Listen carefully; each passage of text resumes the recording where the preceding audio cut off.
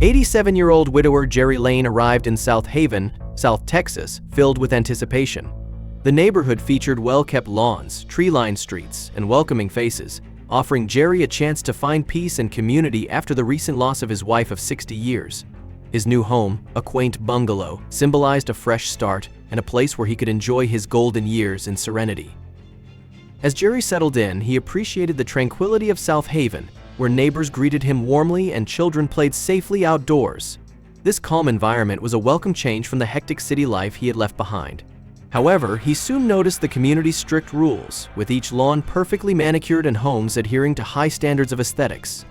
Understanding the influence of the Homeowners Association, HOA, on these expectations, Jerry aimed to familiarize himself with the guidelines to blend in and avoid any potential issues. At his first HOA meeting, Jerry entered a community center filled with serious faces, reflecting the neighborhood's dedication to order. Margaret Benson, the HOA president, confidently took the stage to share the association's mission and the importance of following community guidelines to uphold property values. As she detailed the various rules from lawn care to acceptable paint colors, Jerry listened closely, noting the emphasis on compliance and the consequences of violations. Though he felt a bit apprehensive, he recognized the intention behind these regulations, even if they seemed overly strict. Afterward, Jerry took the opportunity to meet some neighbors, hoping to gauge the community vibe. While most were friendly, he noticed an underlying rigidity in their interactions, suggesting that Margaret's influence was significant and her approval highly regarded. Leaving the meeting, Jerry felt a mix of emotions, uncertain about how his easygoing nature would align with such a structured atmosphere. But before we start, smash the like button, subscribe, and don't forget the notification bell so you never miss any of our upcoming stories. Jerry embraced his new life in South Haven with great enthusiasm, filling his days with simple pleasures like morning walks, afternoons spent reading on his porch, and evenings at the local diner. He quickly became a regular at the library, enjoying friendly chats with the librarian, who shared his passion for classic literature. These routines provided him with solace, as he cherished the peace and tranquility that characterized his daily life. The local diner soon became a second home for Jerry, where he was warmly welcomed by the staff. He delighted in sharing stories of his late wife, their travels, and his career as an engineer and inventor. The regulars grew fond of him, appreciating his wisdom and gentle demeanor. While he established his presence in the community by attending social events and engaging with neighbors, he felt the weight of stringent HOA rules. Despite the pressure to conform, Jerry remained optimistic about forging deeper connections in his new home. One chilly morning, Jerry opened his mailbox to find an unexpected notice from the HOA. It informed him that his lawn was overgrown, violating community standards. Jerry found this absurd. He had just returned from a few days spent with his grandchildren and hadn't had a chance to mow. The letter felt overly harsh, a glaring reminder of the HOA's strict rules. Frustrated yet eager to avoid further issues, Jerry quickly hired a landscaping service to bring his yard up to code. As he watched the workers trim and tidy his lawn, a wave of resentment washed over him. He wondered whether other residents faced the same scrutiny or if he was being singled out. Despite his compliance, the incident left him feeling bitter. Instead of viewing the HOA as a guardian of community standards, he began to see it as an overbearing authority. Sharing his frustrations with the diner staff provided some comfort, but he still felt unjustly targeted. A few weeks later, Jerry was taken aback by a knock on his door. Standing on his porch were Margaret Benson and two other HOA members, their expressions serious as they informed him of a property inspection. They cited several minor infractions that needed attention, leaving Jerry feeling blindsided. To him, these issues seemed trivial, but the HOA approached them with a level of scrutiny that felt excessive. The inspection was both invasive and humiliating. Margaret pointed out minor details like a faded paint spot on his fence and a few weeds in the garden. Jerry struggled to maintain his composure, assuring them he would resolve the issues quickly.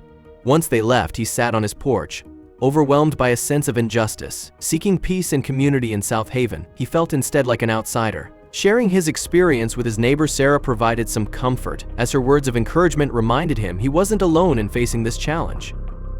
Wanting to bring a warm touch to his home, Jerry added a small welcome sign to his yard, a friendly gesture meant to uplift his spirits. However, the Homeowners Association quickly labeled it a violation, sending him another notice that cited rules against unauthorized yard decorations and demanding its immediate removal.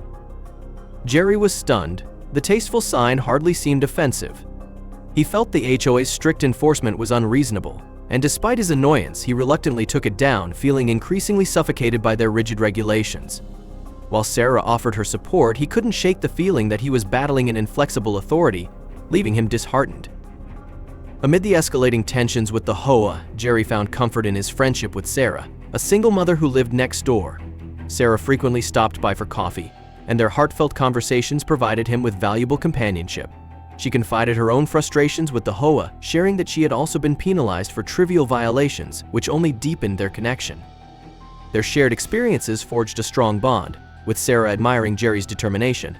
Eager to support him, she helped him understand the HOA's rules, brainstorming creative ways to adhere to them without compromising their individuality. As their friendship blossomed, Jerry became a surrogate grandfather to Sarah's young daughter, Emily. Emily adored Jerry, often presenting him with her school drawings and stories. The joyful moments spent with Sarah and Emily brightened Jerry's otherwise challenging life, giving him a renewed sense of hope and purpose. One afternoon, Jerry faced an unexpected inspection by the HOA, who claimed it was necessary to uphold community standards. They rummaged through his car trunk, discovering old tools and gardening supplies, which they considered a violation.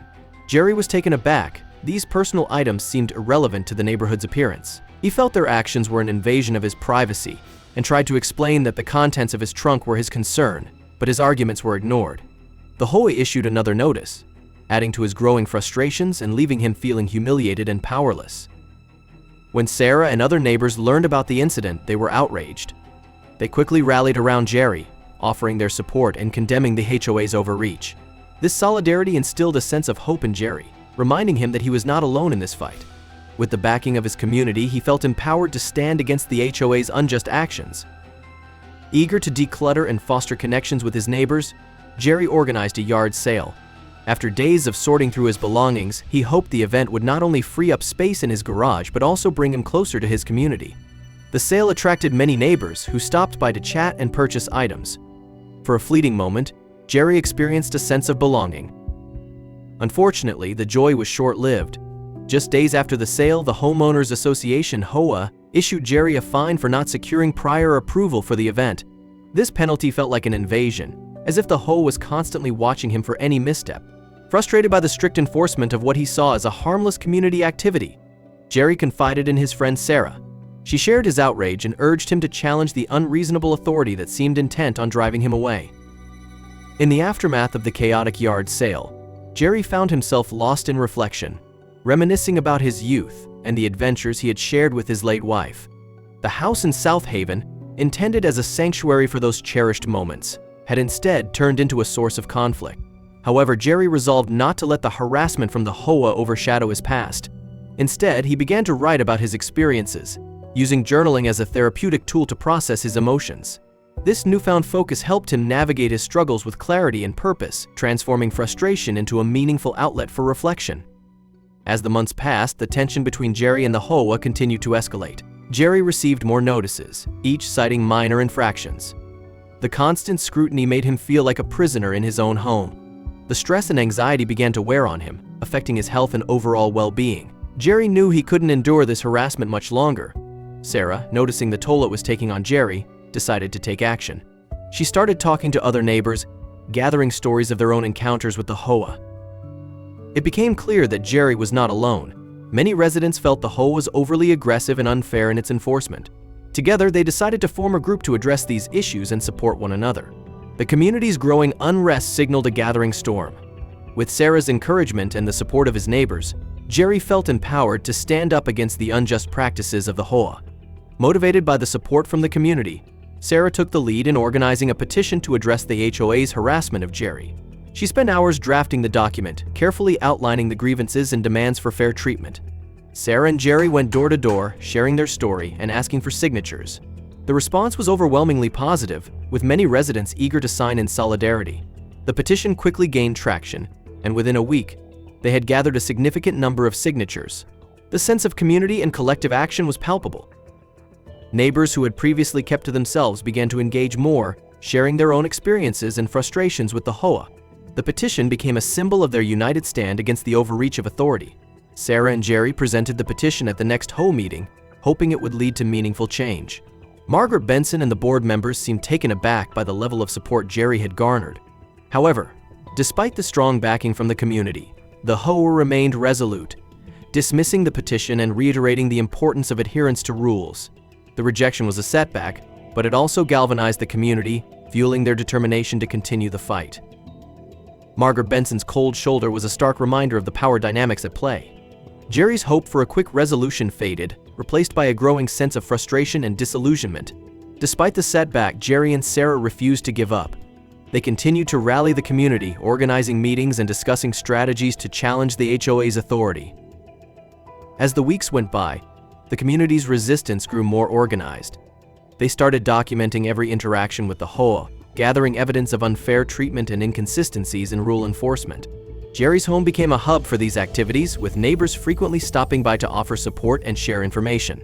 The final straw came in the form of an ultimatum from the HOA. Jerry must move out within 30 days due to repeated violations.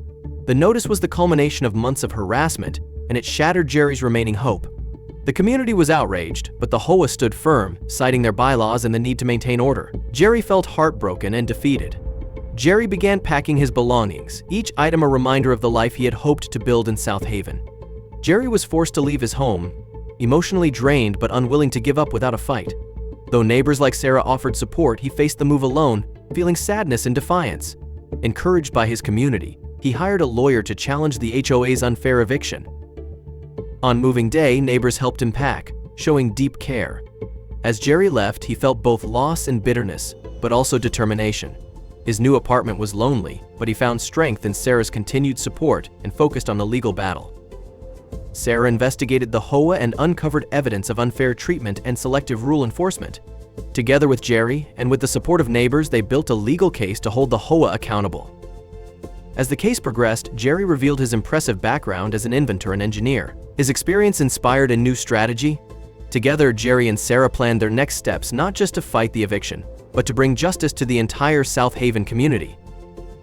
They compiled documents, testimonies, and attended meetings, uncovering patterns of favoritism and selective enforcement.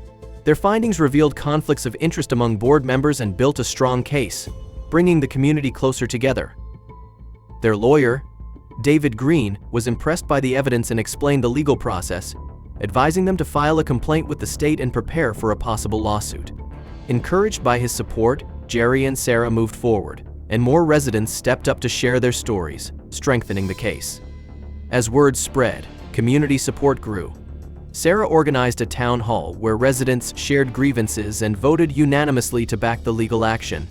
Jerry's speech inspired many, and the movement gained powerful momentum. The local media picked up the story, increasing public pressure on the HOA. The coverage attracted attention from politicians and advocacy groups, widening support for Jerry's cause. The HOA faced growing scrutiny as the fight became a symbol of community resistance. David officially filed the complaint with the state, supported by thorough documentation and resident testimonies.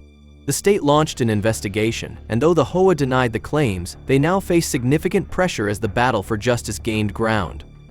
As the legal battle intensified, Jerry and Sarah stayed determined while the state's investigation revealed more evidence against the HOA. In retaliation, the HOA increased fines and intimidation, but it only strengthened the community's resolve. More misconduct surfaced, and the case against the HOA grew stronger.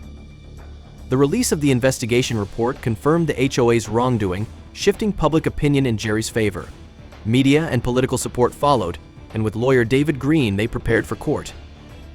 The court ruled in favor of Jerry and the community, ordering fines and major reforms. The HOA was forced to replace board members and adopt fairer policies. In the aftermath, Jerry and Sarah helped oversee the changes, ensuring fairness and transparency. Their persistence brought justice and unity to the community. The community's unity remained strong after the legal victory. Residents who once felt oppressed now felt empowered, and there was a shared sense of healing and optimism. Jerry and Sarah were deeply appreciated for the change they had brought to South Haven. With HOA reforms in place, the neighborhood experienced a fresh start. The atmosphere became more open and welcoming, and residents engaged more freely in community life. Jerry became a mentor, guiding new residents and staying close to Sarah and her daughter Emily. He found peace and joy in his routines, hobbies, and relationships, feeling more connected than ever. Renewal extended to the neighborhood itself with beautification projects, cleanups, and events. Jerry and Sarah led efforts to encourage involvement, helping build a vibrant, united environment. One day, Jerry was surprised by a visit from Tom, an old colleague. They reconnected, and Tom, impressed by Jerry's resilience, encouraged him to share his story through public speaking or a book. Intrigued by the idea, Jerry saw a new purpose forming. Jerry began writing a book about his journey, using it as a way to process and share his experiences. Sarah, Emily, and the community supported him, excited to see his story inspire others beyond South Haven. As Jerry wrote his book, he grew closer to his neighbors, who contributed their own experiences to his story. Speaking at community events gave him a renewed sense of purpose as he inspired others through his journey. His message began to spread beyond South Haven, attracting media attention and national support. Letters poured in, and Jerry realized his experience could empower others facing similar challenges. After months of writing, Jerry published Against the Odds: A Journey of Resilience and Justice. The launch event was a celebration of the community's strength and Jerry's perseverance. The book was well received, and Jerry's role as a community advocate was solidified. New opportunities followed. He joined organizations and advisory boards, supported by Sarah and Emily. Together, they helped other communities while strengthening their own bond.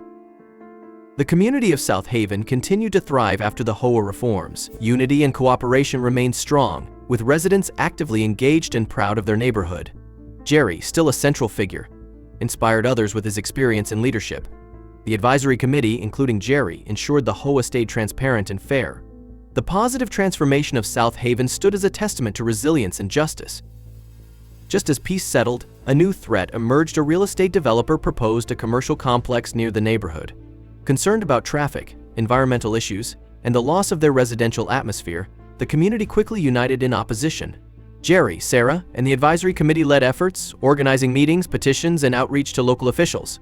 The challenge reignited the same spirit of unity from their past battle.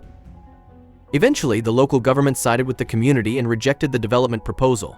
South Haven celebrated the victory with a block party, proud of what they had achieved together. Jerry was again recognized for his leadership. The battle reaffirmed the strength of community and the power of collective action. Jerry felt deep fulfillment knowing their unity had preserved the neighborhood they loved.